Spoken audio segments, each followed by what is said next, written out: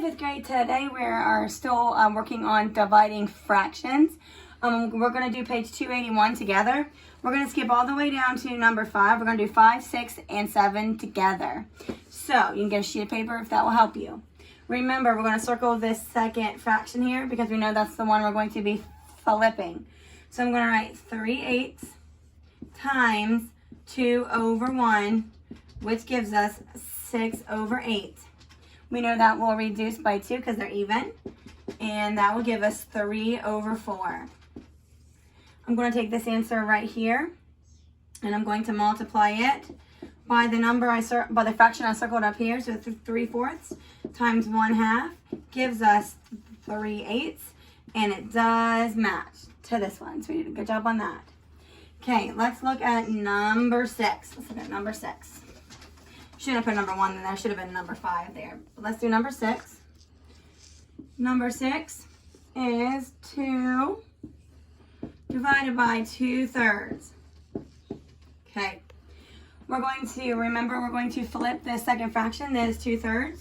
But I will rewrite this number 2 as a 2 over 1 times, we're going to flip this, 3 over 2.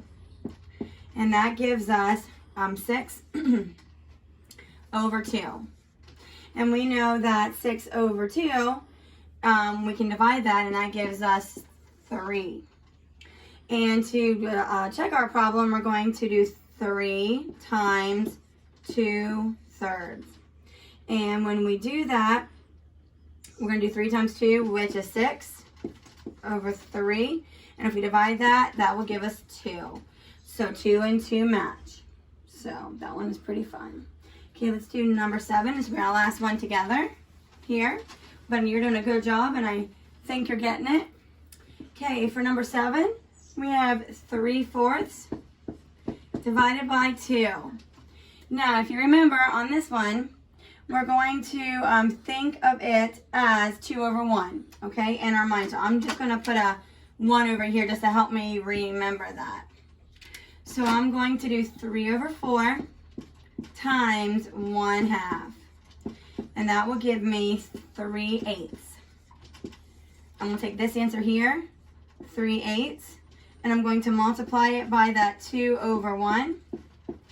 And that will give me a 6 over 8, which we know that doesn't match yet, but if we reduce, it will give us that answer. And that will give us 3/4, and they match. If you have any questions this week or you don't understand, please reach out to me. Make sure you follow all the directions that I give you in Google Classroom.